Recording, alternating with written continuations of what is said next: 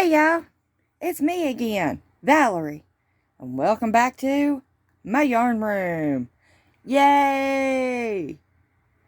Alright, I have here in front of me a shoe. I have not sewed up the back, which is very simple. You just hold it together like that and stitch it, preferably from the inside. That way you don't really see the seam. But this is the easiest way to make a house shoe. Y'all want to learn how to make it? It's super simple. Alright, hold on just a second. Okay. Before I get started, I would like to invite anybody who has not already to hit that word subscribe. When you do, give us a thumbs up, share if you can, and leave me a comment. I love reading y'all's comments. Alright, we're going to get started. Now, the way I did it, which if you want to do it a different way, that's fine. I have no problem with that. It's your shoe. I am going to chain 3. And then I'm going to join with a slip stitch. Let's see, I'm gonna pinch my hole right there. And I'm gonna chain 1. See, by pinching my hole, I gave myself room. Now, I'm going to put 10 double crochets in the hole, working over my tail. That way later on I can just clip it off and I ain't got to worry about it because it's already sewed in. Y'all know me, I can't stand sewing in my ends. That's a tedious job, sewing in your ends. So if anybody else out there is with me on that they can't stand sewing in ends, leave me a comment about it. I want to see how many of y'all are just like me and don't do them ends, like hate sewing in them ends.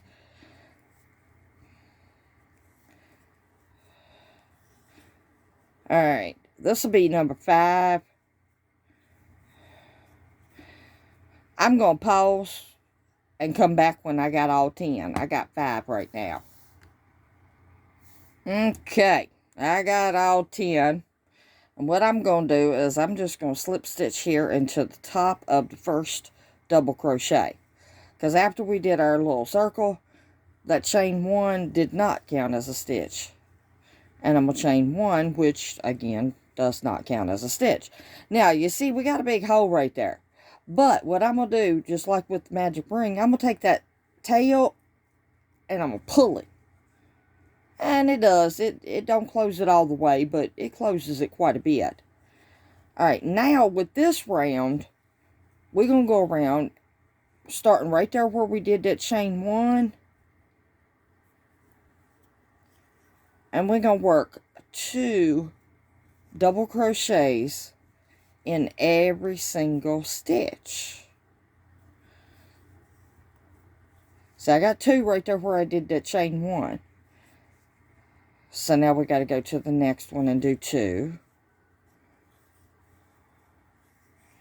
And so on and so forth.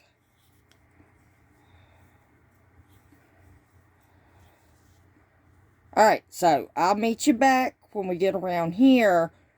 And I'm going to do my little trick around here to where it closes it off. You don't got that gap. Be right back. Okay, I'm back. And I've made it all the way around to my last stitch. And I ain't done nothing in that last stitch because I want to show y'all, just in case you haven't seen in my tricks and tips. Okay, we're putting 2 double crochets in every stitch. So I put 1 in that last one. Now I'm going to go into it and I'm going to start my double crochet. And then I'm going to yarn over, and instead of going through those 2 loops, I'm going to come down here into that false stitch, draw up a loop, yarn over, and go through 2. That leaves 3 on my hook. I'm going to yarn over, and I'm going to go through all 3. So what I did was I took 2 double crochets and turned them into 1. But it fills in that gap so that when you slip stitch into the top of your first double crochet, you can't really tell it. Alright, now, I don't know about y'all's foot size, but with my foot size, I wear between an 8.5 and a 9, depending on the make of the shoe. So, I don't want my slipper to be too big or too little. So, from here, I'm just going to go around and I'm going to start putting 1 double crochet in every single stitch. Because I'm going to start forming the foot part of my slipper. Okay, now, before I go any further, let me get my other slipper and tell you how many I did. Now, with mine, it comes up on the bridge of my foot quite a bit, almost to my ankle.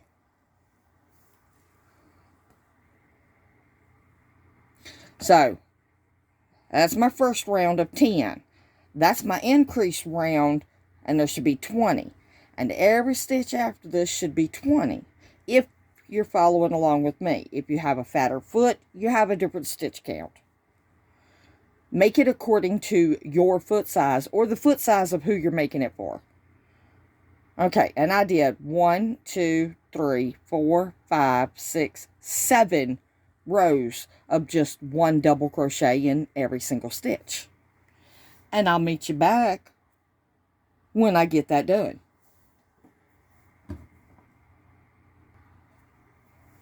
Hey, I'm back a little bit early.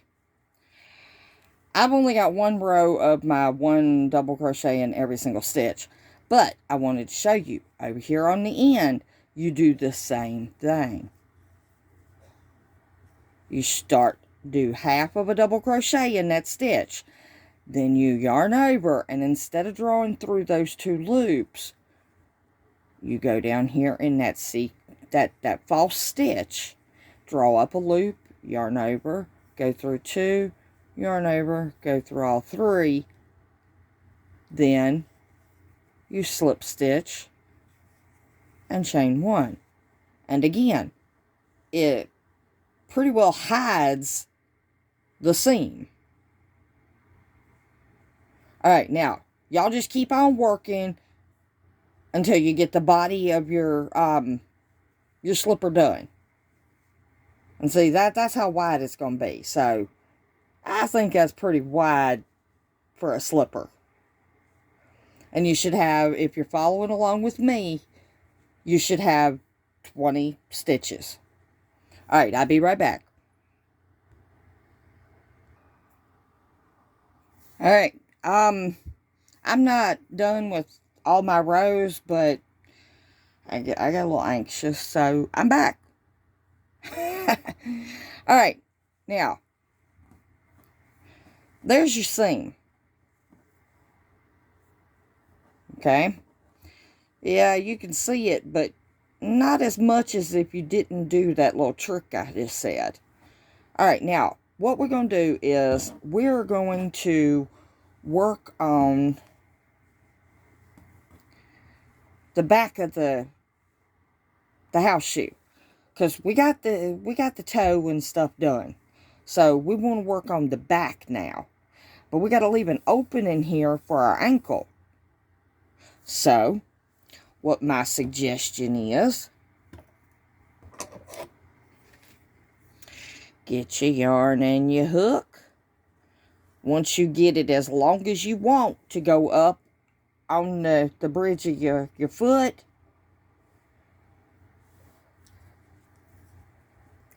I like for my house shoe to come up on the side a little bit more instead of it being way down here at the bottom. I like it to fit better. So, what I did was, I did 16 double crochets. Okay? So, there's 2.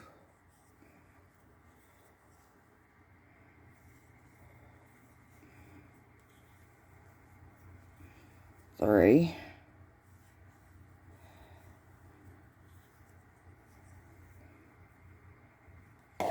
4. 5.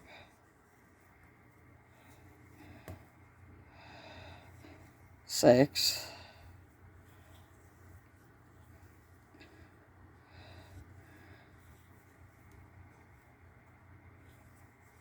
7. 8.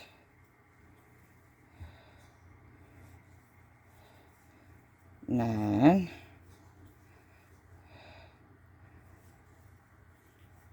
10. Woo, 6 more. 11.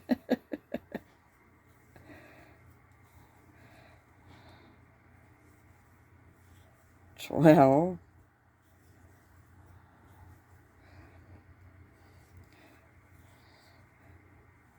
13.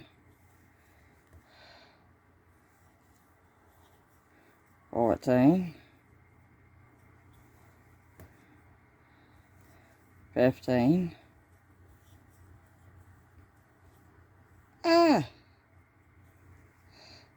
And last one.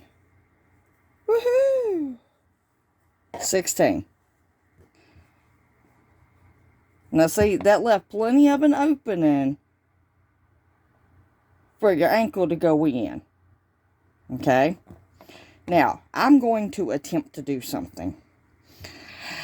I'm going to attempt to put my foot up on my table. Now, excuse my foot. It's a bare foot. If it grosses you out, don't watch. But I don't have a foot mannequin. So I wanted to show you how to measure to see if it fits. So, hold on. Okay. I think I got this.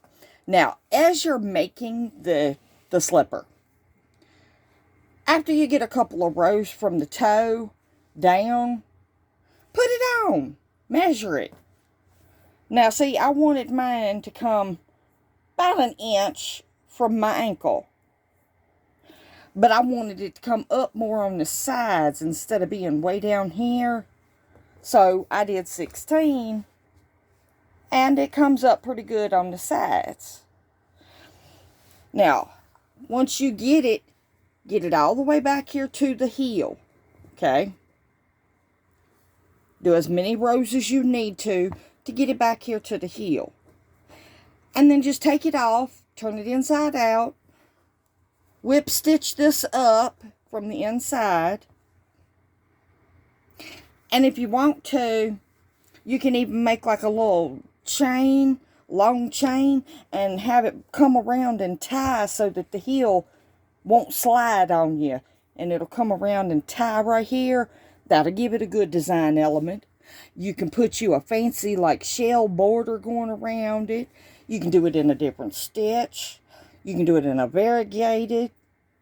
It's your slipper. Make it your own. But another thing is, from this point, it would be easy to continue your stitches and then decrease a few times right here at the ankle, because you know that part's smaller. Do a few more and make it a house sock. It'd be easy to bring these stitches up from here after you sew the heel and make it like a little house sock. Alright. Oh, that's going to be all for today. And I'll meet you back here in the next one for another grand adventure right here in Val's Yarn Room. And don't forget the yay! Alright, I love each and every single one of y'all to pieces. Do something nice for somebody, even if it's just a smile. Alright, I'm on my new schedule starting today. So, well, actually, it's not a new schedule. It is the old schedule that we used to do. So, my videos will be uploaded just after 2, Saturday through Wednesday. All right. I love this schedule. I hope we don't change it again. So, see y'all in the next one. Bye, y'all.